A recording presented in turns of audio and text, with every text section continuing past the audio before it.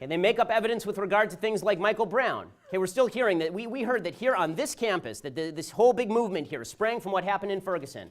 Never have I ever heard a better example of how bullshit in one place turns into bullshit in another place.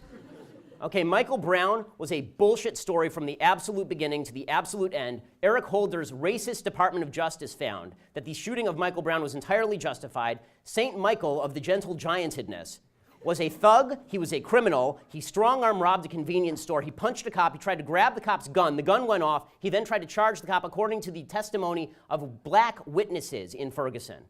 That is why the grand jury did not go forward. So, but again, if you believe in white privilege and you can't find the evidence, then you just make up the evidence. It's really convenient. This is also true, by the way, with regard to the grand crusade that surrounded St. Travyon of the Blessed Hoodie.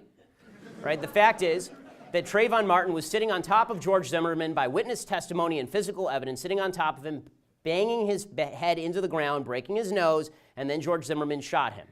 Okay, it's all there. It was all there when they did the trial. But it turned into another instance of racist white Hispanic people, right? Because George Zimmerman was actually Hispanic, but he is the first white Hispanic in history, just like Barack Obama is our first white black president because he was half black and half white. George Zimmerman turned into a white Hispanic, the only one that has ever been. He's like he's an endangered species wandering the plains.